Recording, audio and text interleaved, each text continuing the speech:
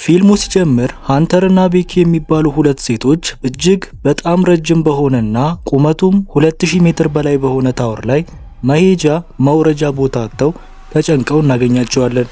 ለእርዳታም ለመደወል ቢሞክሩም አልቲቲዩዱ በጣም ከፍተኛ ስለሆነ ስልካቸው ሲግናል ሊያገኝ አልቻለም። መጥፎ ነገር ደግሞ ታወሩ ያለው በረሃ መሃል ነው። ስለዚህ ሰው ለማግኘት እጅግ አስቸጋሪ ነው። ችግሩን የሚያብሰው ደግሞ በተደጋጋሚ ጥንብ አንሳ ያጠቃቸዋል። ትንሽ እንቅልፍ ከያዛቸው በጥንብ አንሳ መበላታቸው ነው። ታሪኩ ትንሽ ወደ ኋላ ሲወስደን ቤኪና ፍቅረኛዋ ዳን ከቤስት ፍሬንዳቸው ሃንተር ጋር ተራራ እየወጡ ነበር።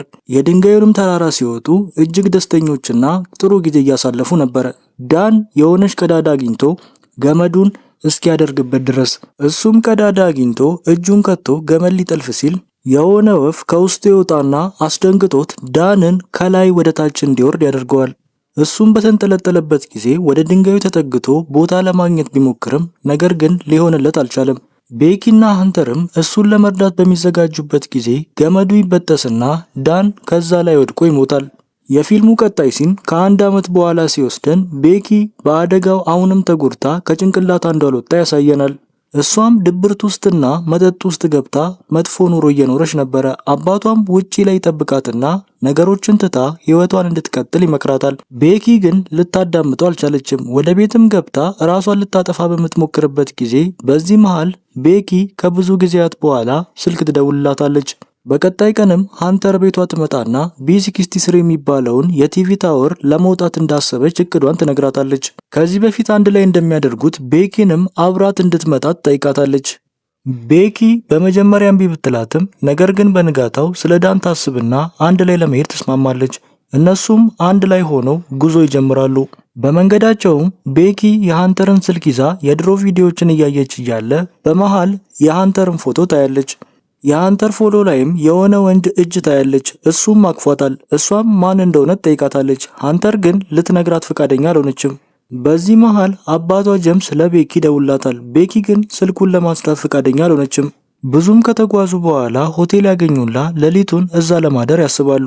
በዛም ጊዜ እራት በሚበሉበት ጊዜ ቤኪ አሁን ሃንተር ቲክቶከር እንደሆነችና ከዛ በምታገኘው ገንዘብ ጉዞዎችን ማድረግ እንደጀመረች ታያለች።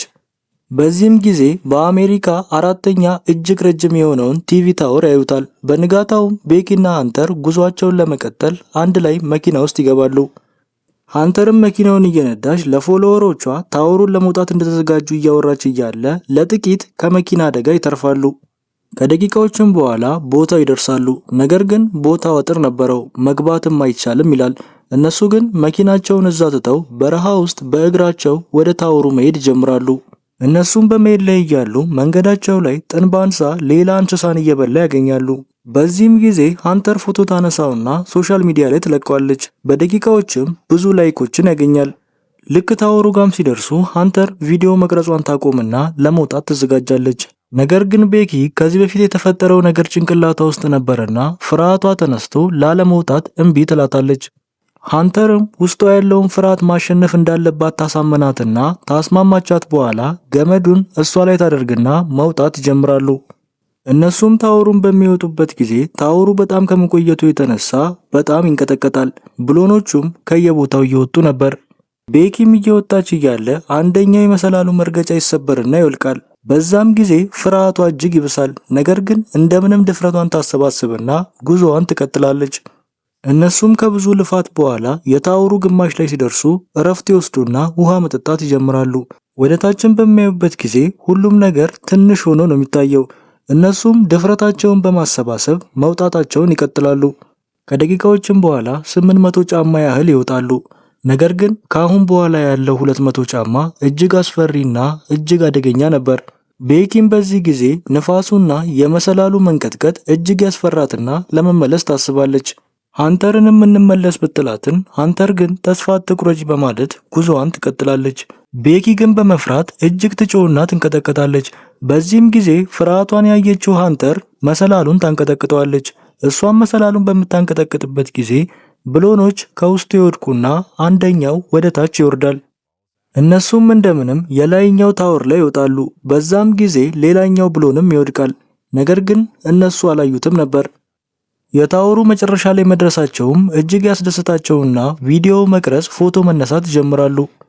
ሃንተር ምንም አይነት ፍርሃት አይታይባትም። ጭራሽ ድሮኗን ታበራና ለቤኪ ሰጥታ ቪዲዮዋ የተለየና ምርጥ እንዲሆንላት በአንድ እጇ ይዛ ወደ ታች ትንጠለጠላለች። በዚህም ጊዜ ቤኪ ትቀርጻታለች። ሃንተርም ከቪዲዮ በኋላ ወደ ላይ ከተመለሰች በኋላ ቤኪንም እንደዛ እንድታደርግ ታዛታለች። ቤኪ ግን በሐሳቡ አልተስማማችም። ሃንተርም ውስጧ ያለውን ፍርሃት ማሸነፍ የምችለው በዚህ ብቻ እንደሆነ ታሳምናታለች። ሃንተርም በመጨረሻ ቤኪን ታሳምነትና ቤኪም ወደ ታች ትወርዳለች። እነሱም የሚገርም ፎቶ ይነሳሉ። ቤኪም ወደ ላይ ከወጣች በኋላ ጥሩ ስሜት ይሰማትና የዳንን አፈር በመበተን ለመጨረሻ ጊዜ ትሰናበተዋለች። እነሱም የላይኛው ታወር ላይ ጥቂት ጊዜ ካሳለፉ በኋላ ለመውረድ ያስባሉ። ቤኪም ወደ ታች በመውረድ ላይ እያለች መሰላሉ ሙሉ በሙሉ ይወድቅና ቤኪም ወደ ታች ትወርዳለች። ነገር ግን ሃንተር ገመዱ እሷ ላይ እጅ ነበረና ቶሎ ብላ ጠምጥማ ትይዛታለች። ለሞት ለጥቂት እንደተረፉ ባሰቡ ጊዜ ክትክት ብለው ይስቃሉ። ነገር ግን ሳቃቸው ብዙም አልቆየም። ወደ ታች ብሎ መሰላሉን ሲያዩ መሰላሉ ሙሉ በሙሉ ወድቋል። ወደ ታችን በሚያዩበት ጊዜ ውሃና የተለያየ ዕቃ የያዘው ቦርሷቸው ሳህኑ ላይ ወድቋል። ስልካቸውንም ሲያዩ ምንም ሲግናል የለውም። በዚህ ጊዜ ቤኪ መረበሽ ትጀምራለች። በዚህ ጊዜ ሃንተር ታረጋጋትና የመሰላሉ መውደቅ ትልቅ ድምፅ አሰምቶ ስለነበረ በዚህ ምክንያት ሰው መስማቱ ስለማይቀር ፖሊስ ጋር ደውሎ ሰው ይመጣልናል ትላታለች። እነሱም መጠበቅ ይጀምራሉ። ቤኪም እጅግ ከመደንገጧ የተነሳ ቅድም ስትወድቅ እግሯ መቁሰሉን አላየችም። ሃንተር ቁስሏን ታስርላታለች። እነሱም ቁጭ ብለው እያለ ቪዲዮ መቅረጽ ይጀምራሉ። ቤኪም ሃንተርን እንዴት ቭሎግ መስራት እንደጀመረች ጠይቃታለች። እሷም በዳን ምክንያት እንደሆነ ትናገራለች። በዚህ ጊዜ ቤኪ መጠርጠር ትጀምራለች። ሃንተርም ስልኳን በምታይበት ጊዜ ቅድም የፖስተችው ፖስት ትዝ ይላታል። እሷም የድረሱልኝ ጥሪ ትጽፍና ስልኳን ወደ ታች በገመድ ትልከዋለች። ነገር ግን ምንም አይነት ሲግናል ሊኖር አልቻለም። እነሱም በዚህ ጊዜ እታች መሬት ላይ ኔትወርክ እንዳለ ትዝ ይላቸዋል። እነሱም ስልካቸው እንዳይበላሽ ጫማ ውስጥ ይከቱና ወደ ታች ይወረውሩታል። ሃንተርም ጫማዋን በዋለቀችበት ጊዜ 143 የሚል ንቅሳት ቤኪ ታያለች። ይሄም ኮድ ዳን ፍቅሩን ለመግለጽ የሚጠቀምበት ነው። ከደቂቃዎች በኋላ አንድ ሰው ከውሻው ጋር እዛ አካባቢ ያያሉ። እነሱም በኃይለኛው መጮህ ይጀምራሉ።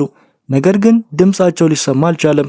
ቅድምም የወረወሩት ስልክ እንደተሰበረና ሐሳባቸው እንዳልተሳካ እናያለን። እነሱም ጩኸታቸው እንዳልተሰማ ሲያውቁ ቤኪ ሁለቱም ጫማዋንም ትወረውራለች። ነገር ግን ሰውየው ሊያያቸው አልቻለም። ቤኪም የአድራሻ መጠቆሚያ ሽጉጡ ልትተኩስ ስትል ሃንተር ታስቆማታለች። ምክንያቱም በቀን ሰውየው ሊያዩ ስለማይችል እንዳታባክኙ ትላታለች። በርቀትም እየተዝናኑ ያሉ ሰዎች መኪና ያሉ። እነሱም ሽጉጡን መሸት ሲል ለመጠቀም ይወስናሉ። በመሸም ጊዜ ሽጉጡን ይተኩሱታል። በዛም ጊዜ ሰዎቹ ያያቸዋል። በእርዳታም እየተጣሩ እንደሆነ ይገባቸዋል። ሃንተርና ቤኪም የሚረዳቸው ሰው ስላገኙ በጣም ደስተኛ ሆነው በደስታ መዝለል ይጀምራሉ። ነገር ግን ሰዎቹ ወደ መኪናቸው ይሄዱና መኪናቸውን ሰርቀው ከቦታው ይጠፋሉ። በዚህም ጊዜ ልባቸው ከውስጥ ይሰበራል። ነገር ግን ሌላ አማራጭ መፈለግ ነበረባቸው። ምሽት ላይም በማውራት ላይ እያሉ ቤኪ ስለ ንቅሳቱ ሃንተርን ታፋጥጣት ጀመር። ሃንተርም ከዳን ጋር ለ6 ወር ግንኙነት እንደነበራትና ስለሚያዳምጣት እንደምትወደውና ነገር ግን ከጊዜያት በኋላ ከዳን ይልቅ ቤኪን አብልጣ ስለምትወድ ግንኙነታቸውን እንዳቆመች ትነግራትና ይቅርታም ጠይቃታለች። በዚህ ጊዜ ቤኪ በገዛ ፍቅረኛዋና በጓደኛዋ መከዳቷ እጅግ ይሰብራታል። በንጋታውም 24 ሰዓት እንዳለፋቸው ይገባቸዋል። እነሱም ውሃ በጣም ጠምቷቸዋል። ሃንተርም ወደ ታች ወርዳ ቦርሳውን ለማምጣት ትወስናለች። እሷም አንዱን ገመድ ብረቱ ላይ አንዱን ገመድ በሞራሷ ላይ አስራ ወደ ታች ቀስ እያለች ትወርዳለች። ነገር ግን ቦታው ላይ ስትደርስ ገመዱ ትንሽ ያጥራታል። ደፋሯ ሃንተርም አማራጭ ስላልነበራት ገመዱን ከወገቧ ላይ አንስታ በእጇ ይዛ ራሷን ሳህኑ ላይ ተወረውራለች። እሷም ይሳካለትና ሳህኑ ላይ ታርፋለች። ከቦርሳ ውስጥም ውሃ አውጥታ ከጠጣች በኋላ ለመመለስ ትሞክራለች። ቦርሳውንም ከገመዱ ጋር ታስርና እሷ ገመዱ ላይ ትንጠለጠላለች። ቤኪም ከላይ ሆና ሃንተርን መጎተት ትጀምራለች። ልክ መጨረሻ ላይ ልደርስ ስትልም እጇ የሟልጫትና ወደ ታች ትወድቃለች። በዚህ ጊዜ ቤኪ ከድንጋጤ የተነሳ ልቧ መምታቱን ያቆማል።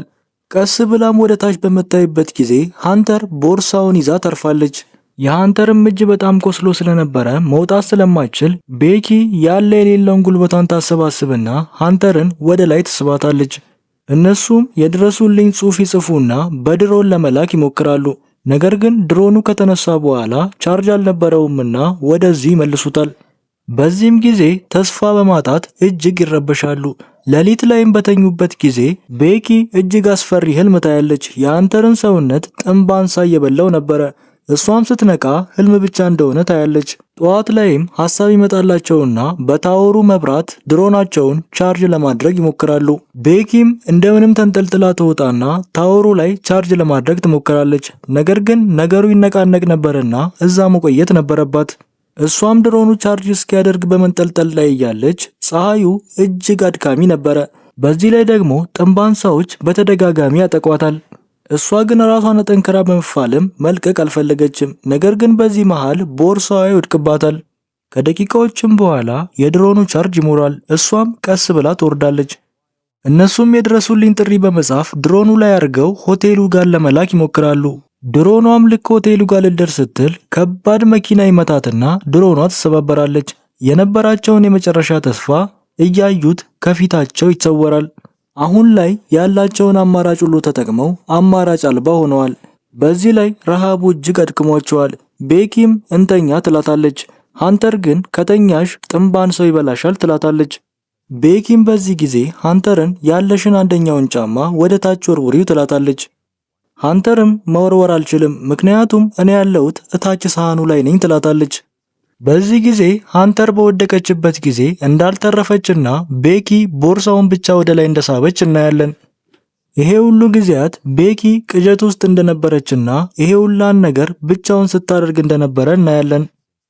ቤኪም ከቅዠቷ ስትነቃ እጅግ ታዝንና በኃይለኛው ታለቅሳለች። ቪዲዮም ትቀርጽና ለአባቷ ታስቀምጣለች። አባቷም እየፈለጋት ነበር። በንጋታውም ቤኪ እየተንቀሳቀሰች አልነበረምና ጥንብ አንሳው ይመጣና ቁስሏን መብላት ይጀምራል። በዚህ ጊዜ ቤኪ ጉልበቷን አሰባስባ ጥንብ አንሳውን ከብረቱ ጋር በማጋጨት ትገለዋለች። እሷም ጥንብ አንሳውን በመብላት ራሷን ታድናለች። ምግብም ስላገኘች ጉልበት አግኝታ ነበርና ገመድ ታስርና ወደ ታች ሳህኑ ጋር ወደ ሃንተር ትወርዳለች። እሷም የሃንተርን ጫማ ትወስድና ለአባቷ መልእክት ጽፋ ጫማውን የሃንተር ሬሳ ውስጥ አድርግና ይቅርታ ጠይቃ የሃንተርን ሬሳ ወደ ታች ተወረውረዋለች። አባቷ ጀምስም ቴክስቱ ደርሶት ነበርና ፖሊስ ጋር ደውሎ እሱም በፍጥነት እየነዳ ወደ ቦታው ይመጣል። እዛም በሚደርስበት ጊዜ ፖሊሶች ሬሳ እየሸፈኑ ያገኛል። በዚህ ጊዜ በድንጋጤ ይቆማል። ነገር ግን ዞር ሲል ልጁ ቤኪን ያገኛታል። በዚህ ጊዜ ሁለቱም ይተቃቀፋሉ። በጣም ስሜታዊ ሆነው ነበር። ፊልሙን እንደወደዳችሁ ተስፋ አለኝ። ላይክ፣ ሰብስክራይብ ማድረግ አይረሳ። ሐሳባችሁንም በኮመንት አሳውቁኝ። ለምትወዱትም ሰው ሼር አድርጉለት። ቸር ቆዩ።